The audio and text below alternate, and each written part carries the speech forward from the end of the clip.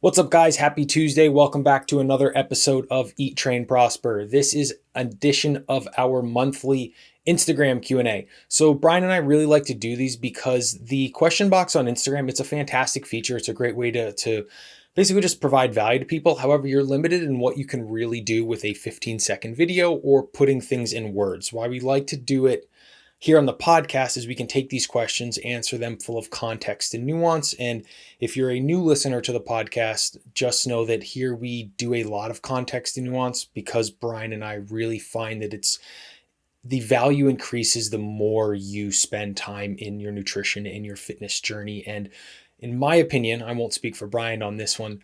He can chime in after, but too much of your fitness and nutrition information is generalized. Speaking at a large population, making large assumptions, and then the real details get kind of obfuscated in this and things get misapplied, which can be dangerous in certain contexts. So this is why one of the many reasons we like to do things this way, and this episode is going to be a lot of that. Brian, do you have anything you want to add to that before we jump into our weekly updates?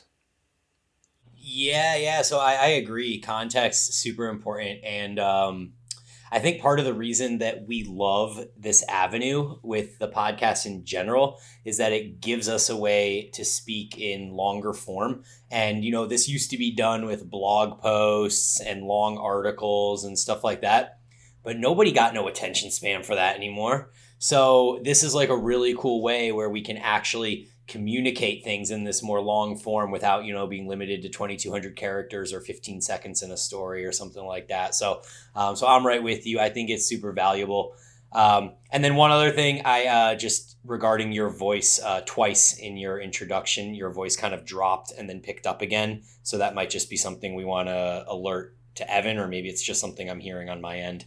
Interesting. Yeah, we'll see what happens with that. Okay. But yeah, regarding updates and stuff, I am upstairs in my wife's mom's place right now because both kids are sick. It never ends, man. There's always something fun happening, So both kids are sick, and then kind of just a funny aside from that is that Bryson got his first like super gnarly blister on his foot 2 days ago. And he's being like the biggest baby, and he's like, I can't walk, I'll never walk again, we're gonna have to amputate my foot, like all this stuff, right? But it's so gnarly, like this blister, that I've popped it 3 times and it's still reformed and has more pus in it, and now I need to pop it a 4th time. So for whatever that's worth, I just think it's funny and crazy because I've never had a blister that I've had to pop 4 times, like maybe once or twice, it reforms, you pop it again type thing. But he's being a massive baby about it. And he took 0 steps yesterday. Like legitimately, he laid in bed all day, watched iPad, and anytime he had to go to the bathroom, I had to pick him up and carry him to the bathroom.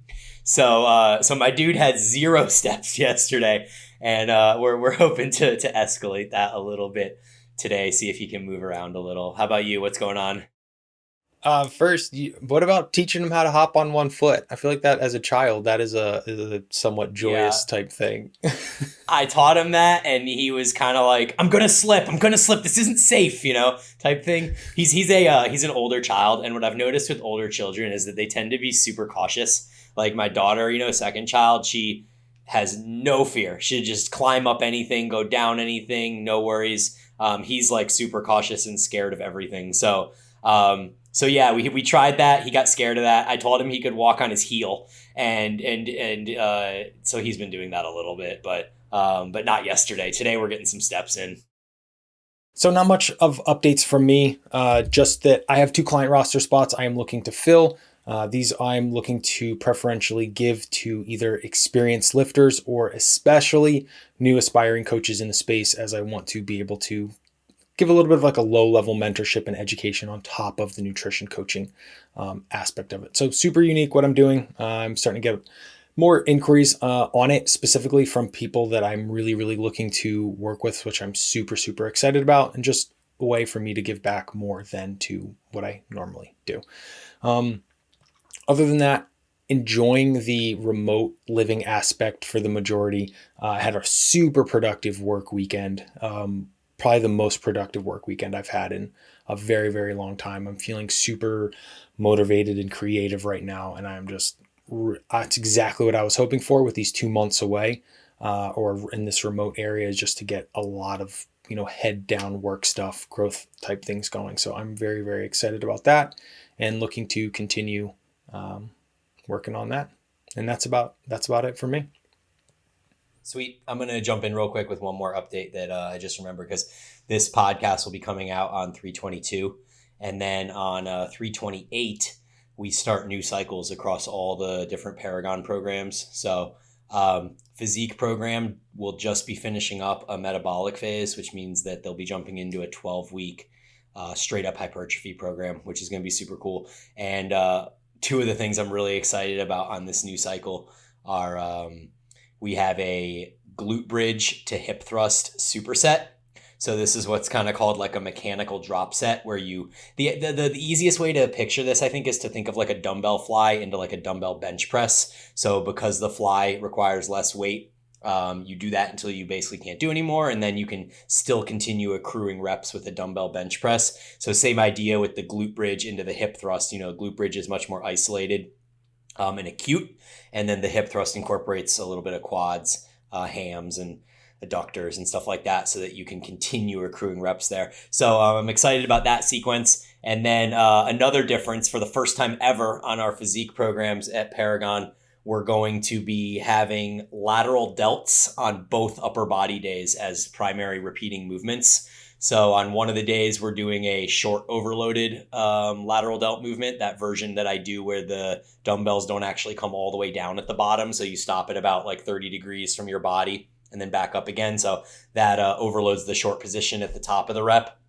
And then on the other day, we're doing a lengthened overload lateral raise. So we're focusing more on the bottom position or using a dual cable cross, like we like to do, where that also kind of overloads the lengthened position. And then that's going to be supersetted with a front raise. So you can do that front raise again, either with dumbbells, or you can use that awesome cable setup where you go from wide to narrow. So that's going to be super fun and a little bit different. And those are all dropping on 3/28. So if anyone has any interest in that, definitely check those out. That's super fun. Ironically, I did those yesterday. I did the lengthened overload cable raises or lateral raises. I could only do single arm with the setup here. And then I did the shortened overload of the dumbbell lateral raises. And the thing I was thinking about yesterday, it's really funny because I literally did this at the gym yesterday. I've been lifting coming up on like 20 years now. And I am just now like really getting really adept at lateral raises, which is absolutely insane. Like I hated them for years. And it's one of the things that you see people perform like the most poorly, like so much body English and like doing weird things with their elbows. I mean, it's crazy, but it's funny to me because like that was me for so long. I just could not figure it out. And now it's like I'm still perfecting it and refining it and getting this crazy good stimulus. So it's really fun, I guess I should say, after all those years of performing it poorly and hating it, to finally like really enjoy doing them and being able to get the right stimulus and stuff. It's really cool. Yeah, being proficient at a lateral raise took me forever as well. Like I would even say it's just in this last year that I figured it out too. And I think the key was understanding that like even in something like a lateral raise, there should be some rep slowing as you fatigue. And what would really happen in the past is that, I would start with super strict form, but as it got hard, instead of just staying strict and letting the reps slow, it would be like, 1 degree of body English, then 2% or maybe 1%, then 2% body English, then 3% body English. So it's almost like you can continue doing reps forever and never actually have any slowdown because you're just using a little bit more momentum to keep going. And I always struggled with that when it came to progression of lateral raises too, because I didn't have like this super consistent standardized technique where everything was so strict. I would just, increase body English. So I was able to go from like 14 reps to 20 reps over the course of a mesocycle, but it was just a change in the way I was performing it, not exactly like I'm getting 6 reps stronger type thing. So I fully agree. And it's kind of wild that, both of us been training like 20 plus years at this point and we're just figuring out lateral raises. Yeah. Yeah, it's really, really wild. All right. Are you ready to jump into some of these questions, Brian? Yep. Cool. I know how I want to answer the first one, so let's see what you say, and then we'll go from there. So the context, which I love about the guy who asked this question, he provided the context. So in the context of a lean gaining phase, to be precise, I'm assuming that we do know that the calorie balance over a period of time is always going to be the most important factor. Do you think there is rationale to limiting the amounts of fats and or carbohydrate per meal to a certain number? So he gives an example. Instead of having one meal with 150 grams of carbohydrate and 30 grams of fat, would it be preferable to have two meals of 75 grams of carbohydrate and 15 grams of fat? So you're equating calories in both scenarios. And he even adds that he has a quote unquote bro feeling that the two meals in this example would yield a better body composition over the long term. Brian, what are your thoughts? Yeah, I agree. My thought is that it probably comes down primarily to digestion, which may impact nutrient partitioning a little bit. Um, so, like, I think when you're looking at like the hierarchy of importance, that this definitely falls lower down on the totem pole than just like, overall daily calories and protein, carb, macros, and things like that, like he said, right? But if you are going to be super nuanced about it, then yes, I mean 150 carbs and 30 grams of fat is a lot of food in one meal. Not to mention that there's also going to be protein attached to that, I'm sure. So yeah, I mean, right off the bat, like I think you would probably have better digestion, potentially be able to use those nutrients more effectively, and over the course of a day, maybe you end up a little more satiated by being able to eat two, pretty substantial meals instead of one just like king size feast. Yeah, I agree. I think the what I wanted to talk about more in this particular context with the example is the carbohydrate over the fat, right? 30 grams of fat. It's it's not super high, depending on the quality of your day, but really the angle I wanted to talk about it from is your blood glucose and glucose intolerance or glucose tolerance and insulin sensitivity, right? So I generally instruct clients to cap around 100 carbs per meal, and that's if they're having 400 or 500 per day. Because let's face it, there's no real way you're going to get around that. Um, for that specific reason, right? We just don't want you slamming a bunch of carbohydrates for blood glucose reasons. And then, especially in the context of a gaining phase, we know that generally, unless you're doing a super short gaining phase, but in this context, if we're talking about a lean gaining phase, it's going to be longer because in order to make any tangible progress, if you want to mitigate body fat, but still make it worthwhile to go into gaining phase, you're talking probably 6 months, 4 maybe minimum, bare minimum. Your insulin levels will gradually rise as the carbohydrates will gradually rise. Your blood glucose over time generally will gradually rise as you're feeding up the carbohydrate. And if you are in the later phases of that, you would want to pay a little bit more attention to that just from an overall health standpoint, right? So for that reason, I generally recommend splitting them into smaller sizes as opposed to like two huge meals of 150 grams of carbohydrate. I would rather you do, four at, whatever 85 and change or whatever ends up being that same amount of number. So yes, I would recommend doing that. And just know the farther you go into the surplus, the more food you eat, the more beneficial it can be to end up going to like 4 and 5 meals, right? If you're only doing 2,200 calories or something like that, you can easily split that across 3. But if you're getting into 3,400, 3,500, 4,000, right? Splitting those into more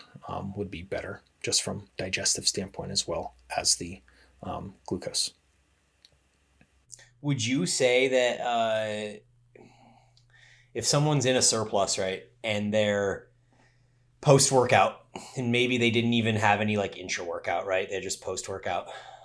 Would there be rationale at that point, to minimize fat, but to have potentially over 100 carbs post workout? Or would you still say in that case that 100 would be like a cap for you? I don't want to really put a hard number on it, but if someone was doing like 120 in their post workout, I'm going to say, hey, let's put 30 or 40 in an intra workout, and then we'll bring that down to 80 or something like that. Yeah. Cool. No, I dig that. Yeah. Cool. This next question is interesting and slightly confusing. So I'm going to frame it up real quick. The initial question was, do you consider adding a set for an exercise as a way to increase stimulus? And I saw that and I was like, interesting discussion. Yes, probably. And then he continued and he said, adding as little sets as needed over the course of a mesocycle, kind of like what Chris Beardsley put together in this infographic. And then he linked to an infographic on Instagram, which we'll put in the show notes below. And the infographic confused me because in the infographic, he's actually saying, you have 9 sets of curls and they're 3 different exercises. So 9 total sets, 3 sets of each.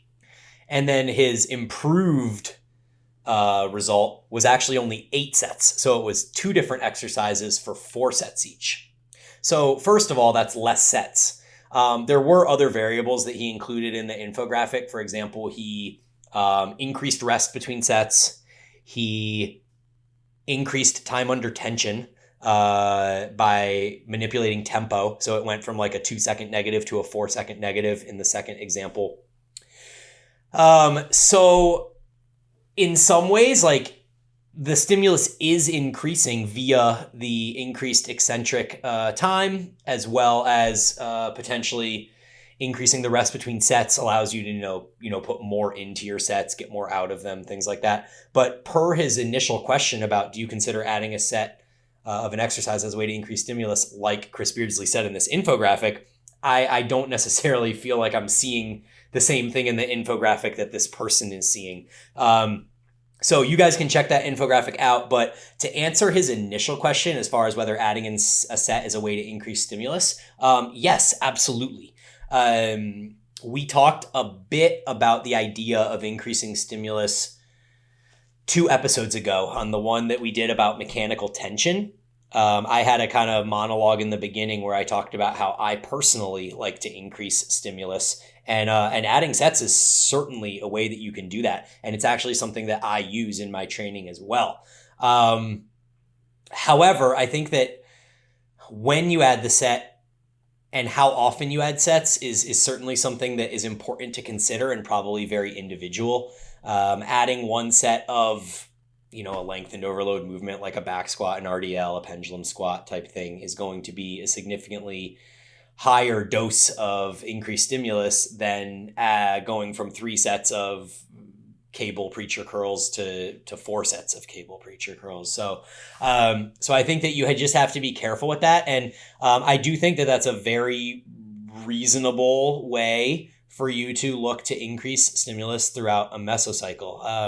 I just wouldn't get super carried away with it, like maybe the way that RP does it, where they tend to have you go from something along the lines of 10 sets to 20 sets over the course of a meso, or 8 to 16 or whatever it is. I'm not really a huge fan of you doubling the amount of work sets that you're doing in a mesocycle per muscle group. So I think maybe there's reason over the course of a meso to add 1 to maybe 3 sets, as long as you're doing them on like short overload movements that aren't super fatiguing, etc.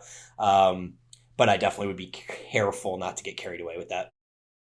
Yeah, I would agree with that completely. One thing that this is stemming from, I was listening to an Iron Culture episode yesterday, it's the one on like training to failure, and it has something about advanced as well. I can't remember the exact episode number. Yep. But one thing that was really interesting is there was this larger discussion around how training to failure is incredibly subjective.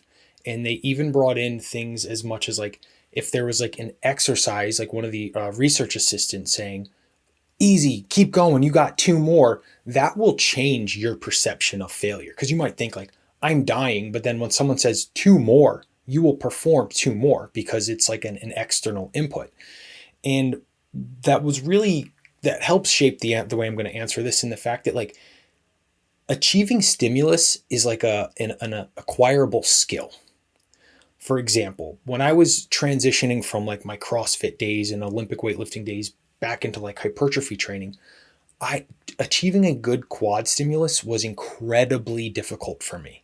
The only way I could do it was doing like a ton of like drop sets and metabolite increasing sets on the leg extension. That was the only way I knew how to do it.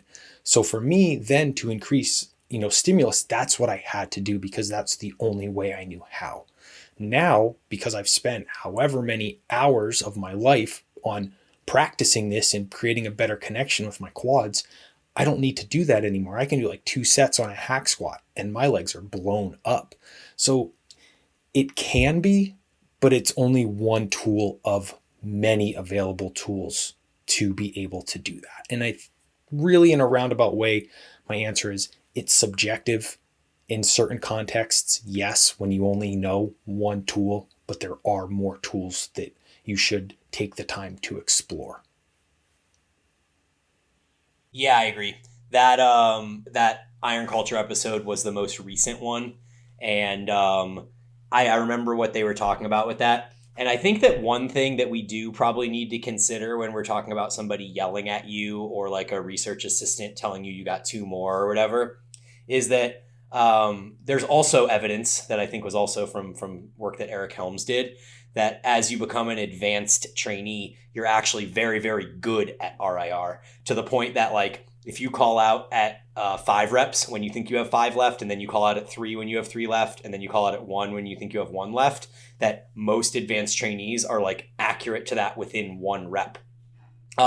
So personally, like I am almost 100% confident that if I'm, 2 RIR and so, or if I'm at 0 RIR and someone's like, you got 2 more, like I'm not getting 2 more reps. There's absolutely no chance of that, right? So I just think that it also, plays into your advancement level. And then that also plays into whether you add sets or not too, because as an advanced trainee who's potentially stronger and can create more damage through these movements, adding a set could be like this massive sledgehammer where, if you're going from 2 sets of hacks to 3 sets of hacks, then suddenly you're increasing your hack squat output by 50%, which is a ridiculously large amount of hack squat increase.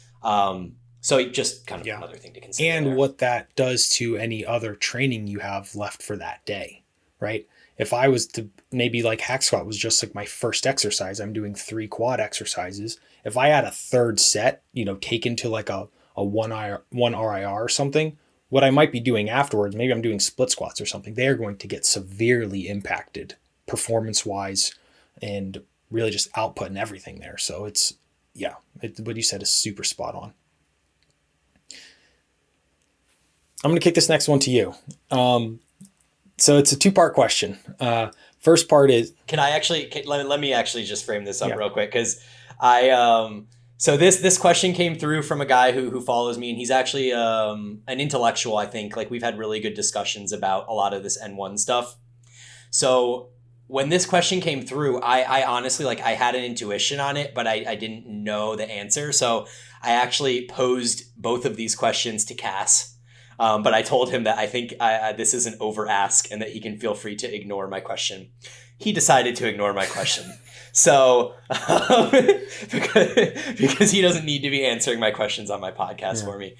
So what I did is I then consulted 2 other guys that I work with and respect in the field, Jordan Lips, who we've talked about on here before, and Adam Neth, who's another guy who's been through the N1 practical. Yeah. And so the 3 of us had some good discussions on these questions. So anything that I say in regards to this is kind of a cumulative sense of understanding that we've created through the 3 of us discussing this.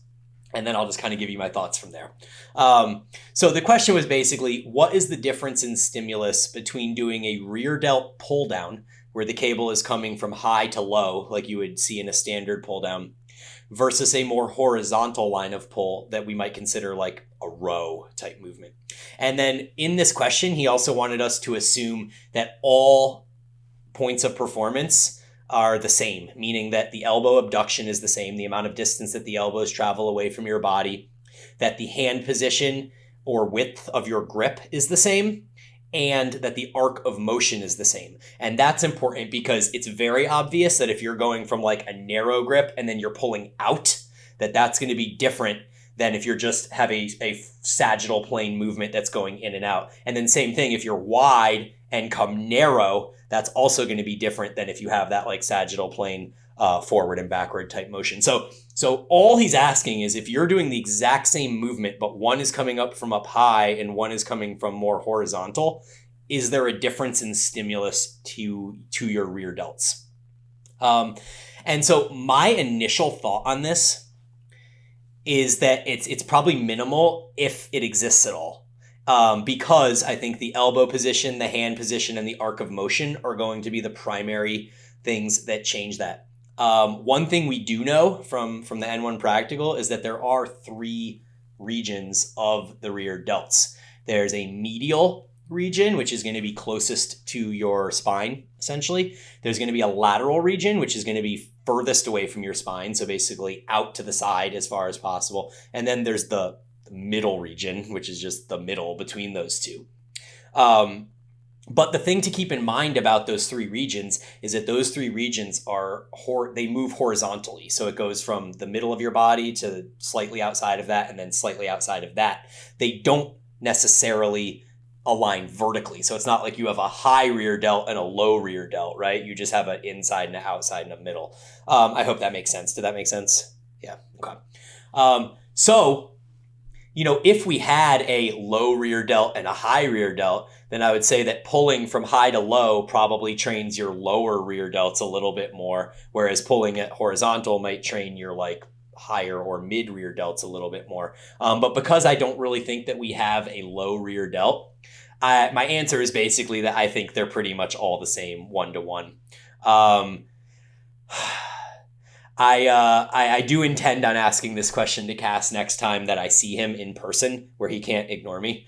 But for the meantime, that is my stance on that. And then we can jump to the second part of the question in a second. But do you have any thoughts on that? I honestly don't. And that's why I wanted to kick it to you.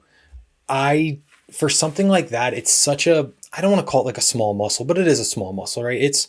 For your average person, asking them to like target their rear delt to begin with is like what's the word I'm looking for? Like a hard thing to do in general, right? And my experience with this, I would just say perform whichever one you feel you get a better stimulus from. With the amount of knowledge that you already have of the performance of it, it's potentially a wash in my opinion. If you want what I would prefer, I do mostly the row version. I think it's just easier to perform and removes complexity. So I'm going to obviously jump on that. Yeah. I wonder if one of them, like potentially the pull down variation, may allow you to get further back. So maybe you can get like a little bit more range of motion and potentially get it a little bit shorter, going from high to low, but I don't feel super confident with that either. So I'll update you guys if and when I get Cass to answer this for me. And then jumping into part B, it was another question about stimulus, and this time it's on the cable curl. So the guy is asking, is there a difference or what is the difference between a cable curl that's coming from low to high? So essentially the arm is going to be angled down at the start of the movement versus a cable curl where the humerus, like essentially the tricep, is parallel to the ground at the start. So imagine your arm is parallel to the ground and then you're curling up versus the arm being down and then curling up. And I feel pretty confident that the answer to that is that the one where the arm starts parallel to the ground is going to be more of a short overload, just because there isn't going to be a stretch at the length and position there as much. So it's a really fantastic way to overload short if that's your goal. It puts the elbow even further in front of the body than you would if your elbow was down. Like your elbow can still be in front of the body if it's down, but it's certainly going to be more in front of the body if that arm is coming out horizontal. So that would be my thoughts on that. I would agree with that completely. Next question here. I wonder if you have any thoughts on this. I'll kick it over to you and then we can kick back to me. But why, and if it even is the Swiss bar, or football bar is another name, better for pectoral development? My initial thought would be for joint comfort type thing. I mean, so many people have really poor pressing mechanics because we just learned potentially poorly with flared elbows out, which isn't essentially very natural paths of pressing in the football bar or the Swiss bar, which is basically going to have your palms facing each other, is just a little bit more of a natural pressing movement and probably allows for better joint comfort over time. That's going to be my answer there.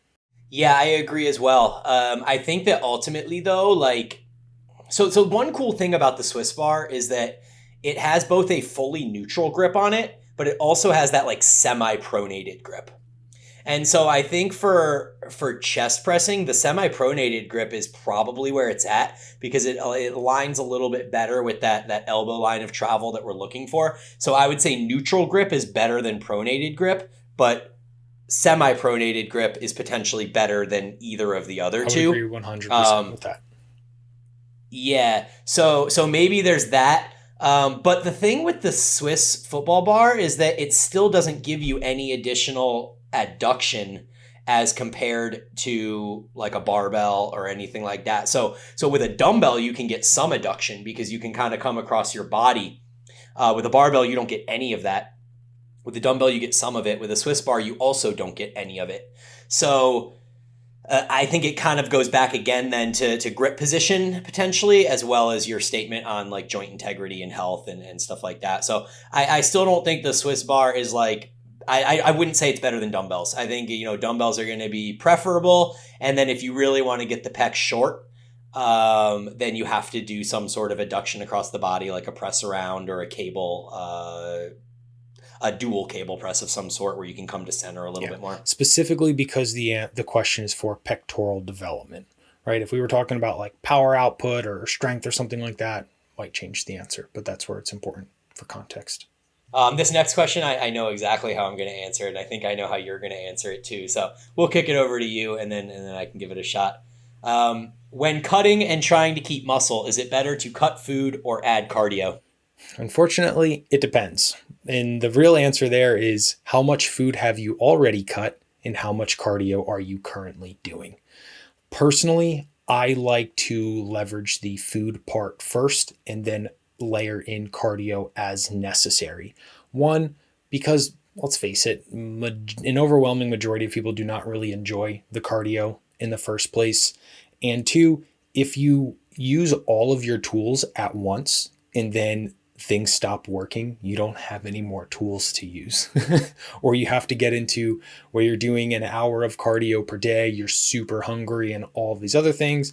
To that point, which I say, unless you're getting on stage, it's not worth it by any stretch of the imagination, and you took a poor approach. So with that, I'm going to say cut food first and then layer in cardio as necessary to further facilitate your fat loss. Yeah, I mean, you literally answered that the exact same way as me. So I have a really popular post that I put on the gram maybe a year ago that's called an equation for fat loss or something along those lines. And in that post, essentially, I discussed that that food should probably be the first thing to go because there's so many extenuating circumstances that you have to account for when you start adding cardio in, like additional caloric consumption, additional increased hunger, potential fatigue that can impact your weight training, which can then impact your ability to maintain muscle in your cut, things like that. And then the biggest reason just being what you said about having another tool to pull in your toolbox. So just as a very, very general guideline, what I like to do is cut food until it's somewhere around like 10 calories per pound. And that's like a super, super general number, but I don't often like to take people below 10 calories per pound of food. And at that point, I would usually leverage cardio. And even then, the cardio that I would leverage would be steps. So in that post, an equation for fat loss, I discussed, starting at some nominal amount of steps that's pretty low, something like, 7,000, 8,000, something along those lines. And then over the course of your cut, you can cut food and or you can add steps. And maybe it's something along the lines of like, you can cut 200 calories or you can add 2,000 steps or whatever the equivalent is. I think that's pretty close. Actually, it would probably be 100 calories to 2,000 steps. But those are both tools that you can pull. And at different points of your diet, you could potentially say, okay, my food's pretty low right now. It would be a lot easier for me to go for a 20-minute walk than to cut another 100 calories. Or in the beginning of the diet, you might say, hey, those 20 minutes are really valuable for me. It would be a lot easier for me to just cut 100 calories instead of adding another 20 minutes of steps. So I would say in general, cutting food until you're at about 10 calories per pound as a general number, depending on so many factors, and then potentially leveraging cardio from there. I really like how you added the time basis into it, because that can further help facilitate your decision as well. Like if you do not have the time to add additional cardio, maybe making just planning, spending like planning one time for 5 minutes on how to, maneuver another 100 calories out, that gets you your end result, but also saves you, that 20 minutes over the next 7 days, which is a considerable amount of time back into your life. One thing that I do like about doing steps though is that it's time where I'm out of the house and I'm not thinking about food. So like as you get deeper and deeper into a diet, there's certainly like more food focus and stuff like that. And so a lot of times in my diets, I would find myself purposefully just going out for a walk because I'm hungry and I don't have calories to eat at that moment. And by going for a walk, it kind of takes my mind out of thinking about food and puts it in a different place. So for me, that's been pretty effective. Oh, there is a lot. I mean, I didn't plan to really open the can of worms here, but there's a lot of reasons why you'd want to add, walking into a calorie deficit. It's parasympathetic activity, and, a calorie deficit's going to be stressful, right? So we're already spending more time sympathetic nervous system dominant by training, right? Being in catabolism basically 24/7. So doing things like more parasympathetic activity will help from a hormonal profile, which will help influence the easiness, I guess I should say, of your decision-making skills and desires to stay in that calorie deficit. So, I mean, it cascades for sure, but yeah. All right. Moving into this one, let's kick this over to you. I think we're pretty similar here, though. What is your warm-up routine? I've been doing banded plus lax ball forever.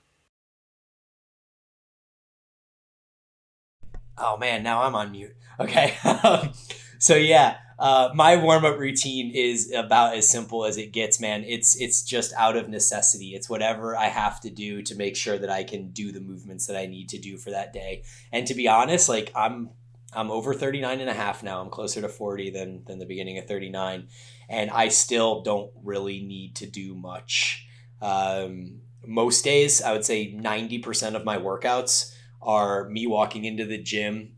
And if it's a leg day, I might sit in a squat for 2 minutes while I play on my phone and then crack my back, do a Jefferson curl. You know, Jefferson curl, those ones where you round your back over and kind of go down and back up. So maybe it's like I sit in a squat for 2 minutes, like just with body weight, just sit down there, play on my phone, and then do a Jefferson curl. And that takes all of 3 minutes. And then I'm into my first movement, whatever that is, doing super light sets. For upper body days, it's even less than that. Like upper body days, I just walk in and maybe like do some arm circles or like a couple light lateral raises, maybe like 5 push-ups, something along those lines, and then just kind of jump into the first set that's really light.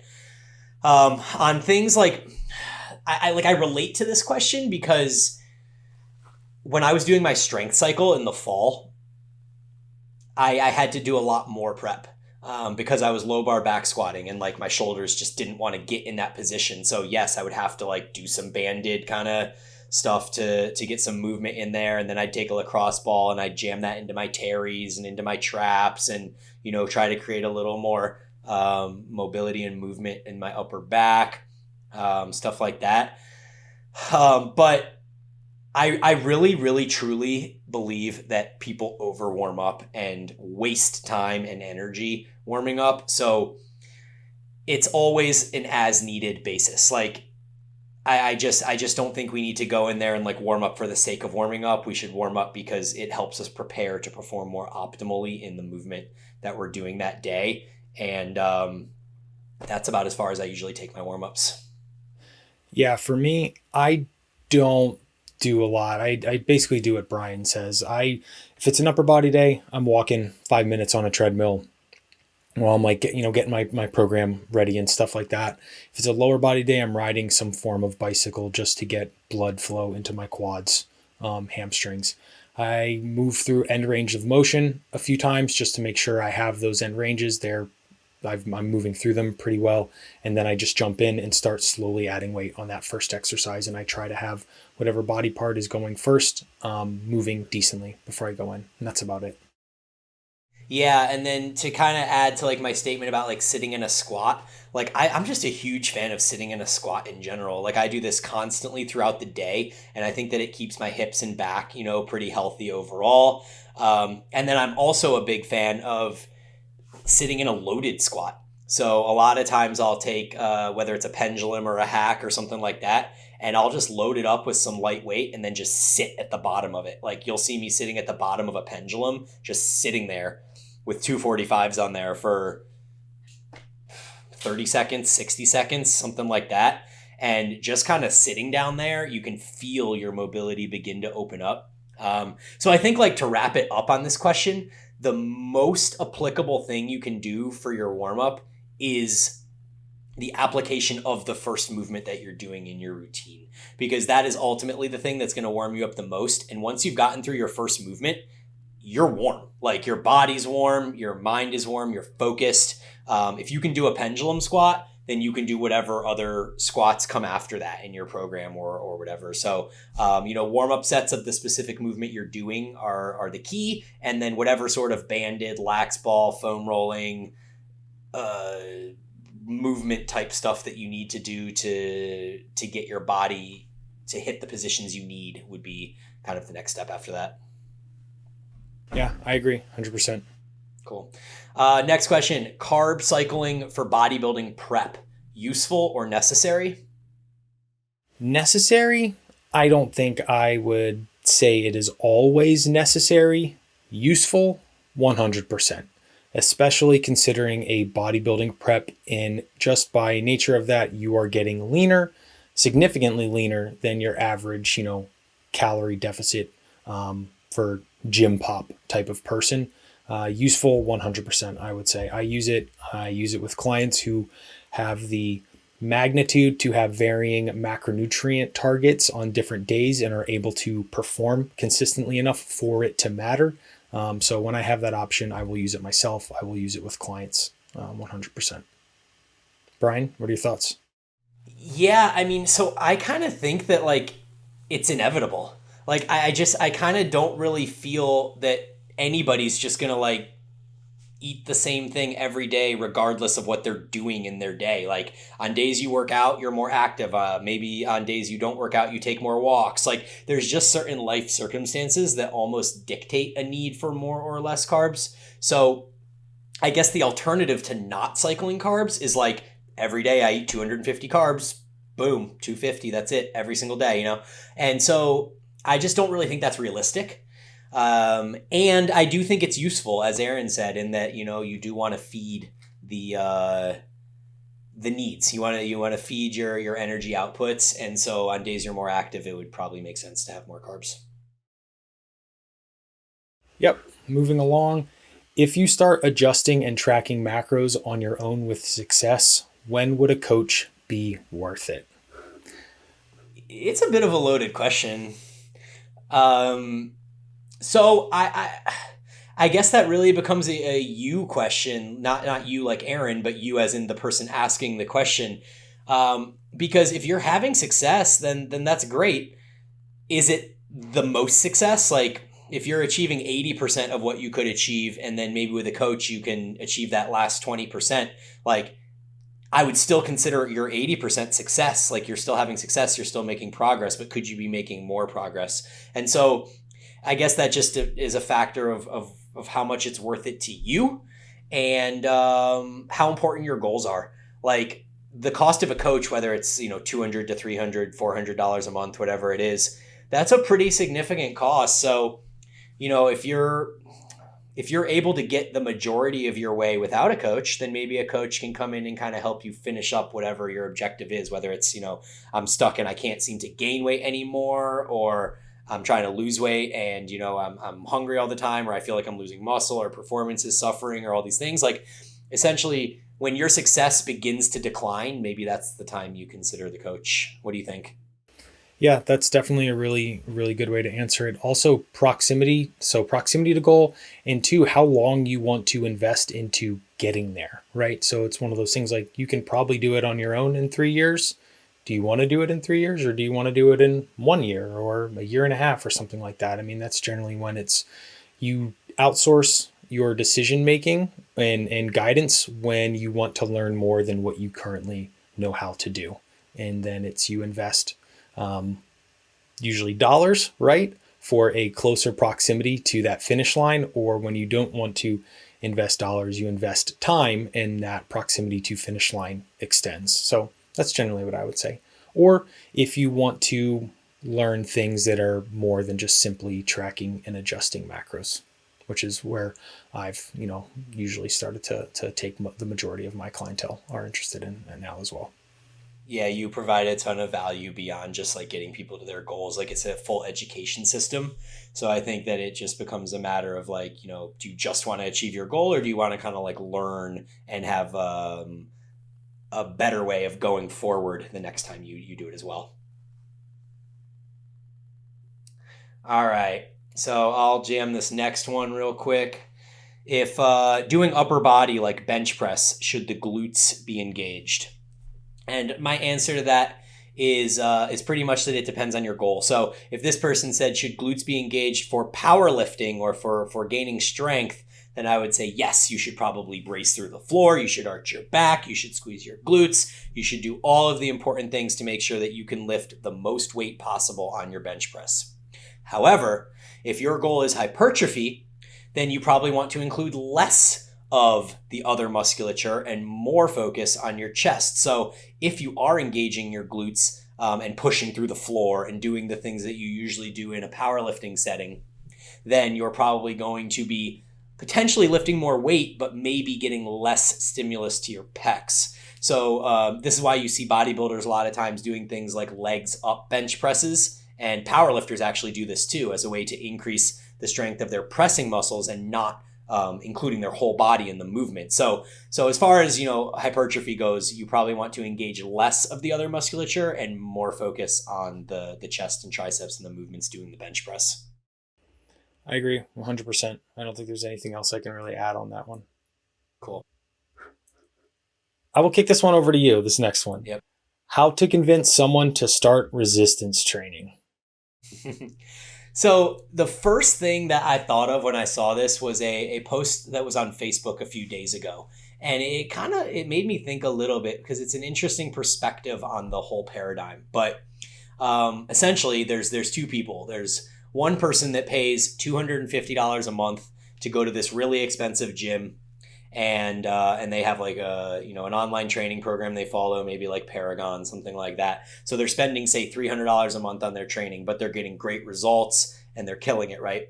And so this Facebook post I saw, it was this person saying, I spend $250 plus this program, so I spend a bunch of money, and then my friend who is overweight and out of shape was giving me shit the other day and saying, I can't believe you spend $250 to $300 on your fitness. That seems so ridiculous.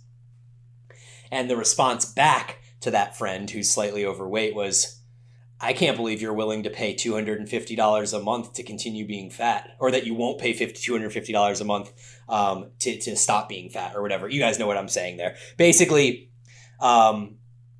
is it worth $300 a month to you to be in shape and be healthy?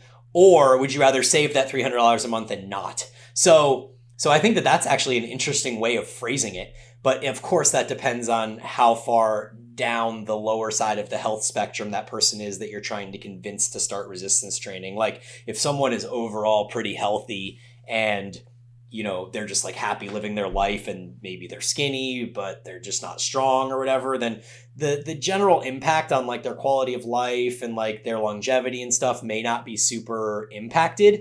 So I think that the key to the question is answering it in a manner that's specific to the person that you want to start resistance training. So if it is that person that's overweight, then it's like, hey, for $250 to $300 a month, you can really you can achieve a better lifestyle, a better future for yourself, a healthier future.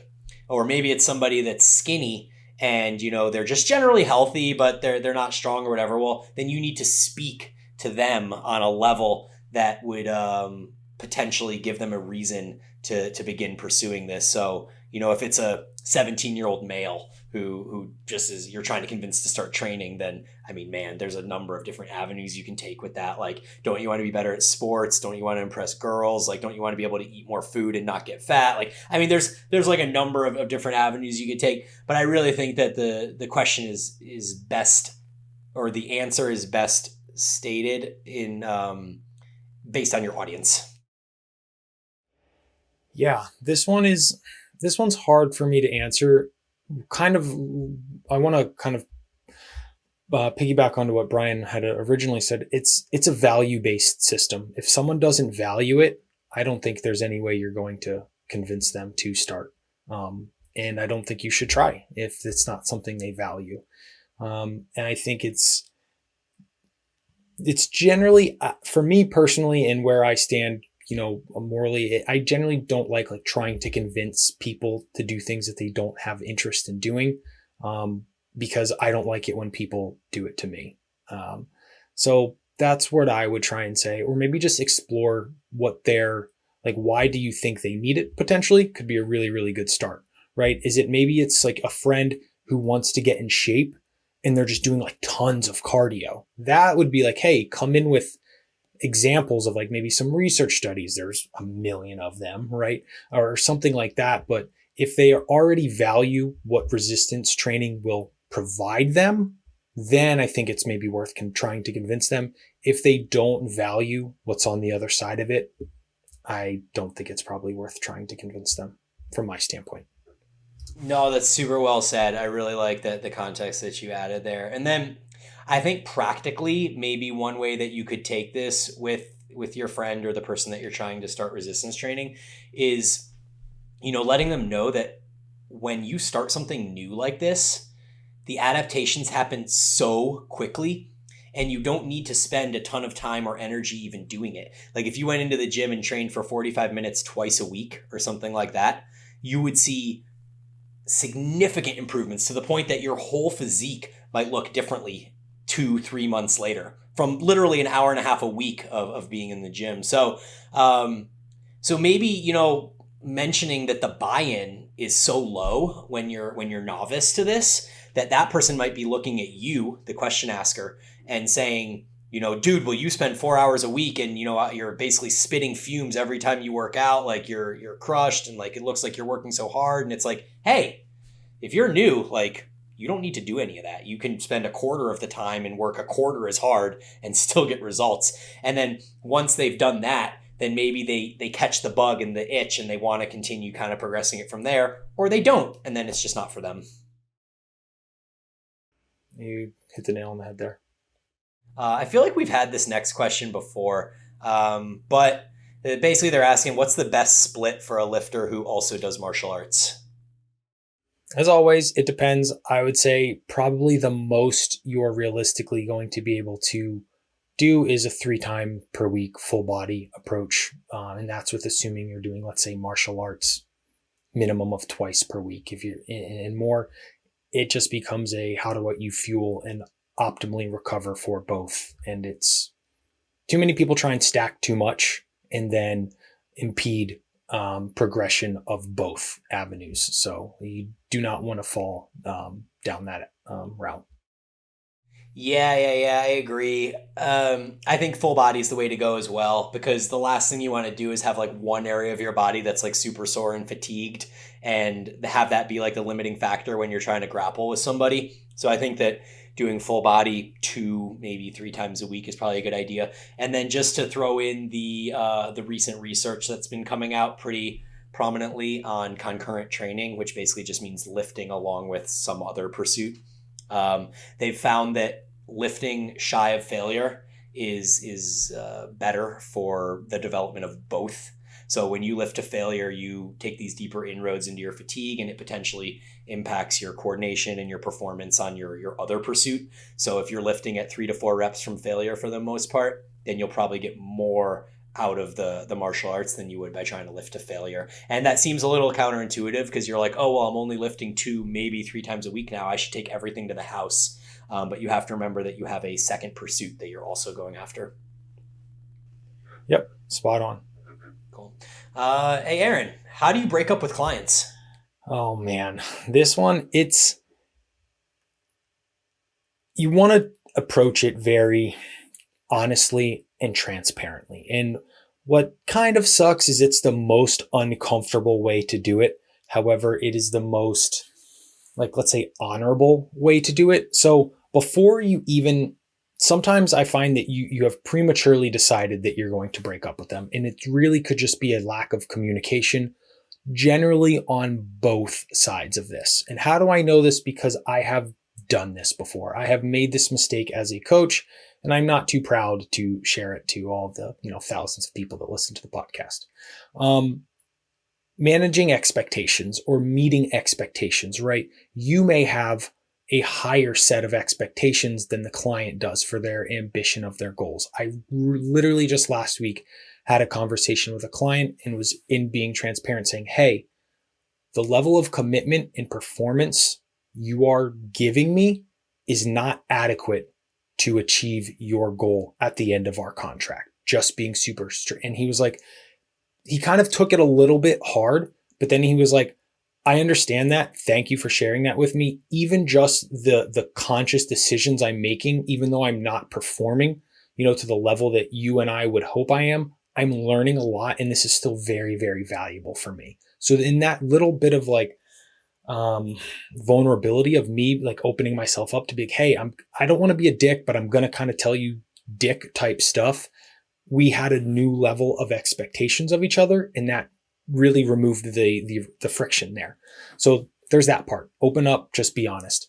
If there is a difference, if their client is being super rude, super demeaning to you, and it is really being a massive negative on your life, you need to guard your positive energy and the energy around you. If I have a client who's being very demeaning to me, speaking down to me, and making me feel like poor about myself, I will gladly refund that client and say, here's your money back.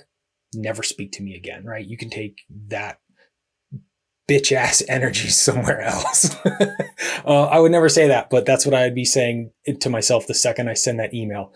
So first, make sure that it's not you, right? And that can be hard to do. Open up, be vulnerable, be honest, try and match expectations. And if it's just they're being super rude or something, refund them your money, right? At the end of the day, think about in 2 years, when your business is, 2 years down the road, are you going to be hurting for however much that monthly income was? Like, just make sure that you want to be happy with that decision 2 years from now. And that's exactly how I approach it. Yeah, I don't really have much to add. I feel like this has only happened maybe once, twice in my life. And one time was because the client wanted to completely change the style of programming that we were doing, like from one modality to basically another. And I was like, no, I don't really have any interest in programming that for you. So it's kind of mutual at that point, I guess. And then yeah, if anyone's like, man, I've had people like badger me for my time sometimes, like, hey, I sent you a DM like 18 hours ago and you still haven't responded or something like that. And, that's fine once or twice, but as a coach, like you have to be able to have, 24 to 48 hours to respond to people unless it's urgent. Like if something is urgent and a one-on-one client needs something, like, yes, I'll jump on that as soon as I see it. But in most cases, if it's just like a general question, that shit gets marked as unread and I'll get to it when I can type thing. Yeah. So hopefully we answered that one sufficiently. This next one, Brian, we'll kick over to you first. You good with that? Sure. It's our last question, right? Yeah. Last question. Is gaining 2 pounds a month or 2 pounds in a month after switching away from paleo too much if the goal is hypertrophy? To be honest, I would think that if you switched off paleo, you'd probably gain 5 pounds. And I think that this is probably because of the glycogen and the fluid retention, right? So like we've mentioned before, every gram of carbohydrates that you eat carries 2 to 3 grams of water. Is that right? 2.7. 2.7. So 2 to 3. Boom, right on the money. 2.7. So if you are eating 0 carbs with paleo, or call it 30 carbs or 50 carbs or whatever it is, and then you jump up to non-paleo style carbohydrate intake, call it 200 or 300 grams of carbs, there is going to be a ton of weight that comes with that. Like that's like 3 pounds just from that one day of adding in that extra food. And then that'll kind of compound a little bit over the course of the month. So I'd be really surprised if you stopped paleo that you didn't have 5 pounds in the first week. And then that would probably, just stay, because as long as you're eating more carbs, there's going to be more water that comes with it. So the only way that would go away is if you went back to eating paleo again. Yeah. So how specifically the context of the question, in a month after switching, I think you're right in the money there, especially with Brian said, you're going to have you're going to have an increase in glycogen storage. You're going to have an increase in water accompanying that. If you're doing anything with like creatine as well, introducing that by switching to your, hypertrophy goal, you will have that first month, you will have more, a larger delta of weight increase. Notice I said weight, not necessarily fat, not necessarily skeletal muscle mass, right? And then it should drop off after that first month, depending, right? If basically the more green you are to hypertrophy and putting on muscle, the more muscle you have to gain in a shorter period of time. And then as you become intermediate, how much muscle you can actually attain month to month is going to start to slide. And then as you get into advanced, it will continue to slide. So the greener you are, the more forgiving putting weight on faster is. The less greener you are, the slower you will need to take. Slower you should go to mitigate unwanted body fat accumulation. Nothing to add to that one. Okay, great. So anything else you want to add to this episode, Brian, before we wrap it up? No, I don't think so. I guess tomorrow or next week will be my final podcast from San Diego. We'll be leaving Wednesday, the 23rd, to head back to Boulder. So yeah, that's my story. I feel like that went fast. Really fast. What's really crazy is I had planned ahead of time to go up to Orange County twice, at least once, to go film with Lori and like see Ryan Fisher and stuff like that. I made it up to Orange County 0 times. That's generally how that goes. Right? When things are in the future, you're like, oh, I have all the time in the world. And then you blink 4 times and you're like, fuck, I got to pack. I know. But yeah, good stuff. And then we will catch y'all next week for the next episode. Yep. As always, thanks for listening, guys. Later.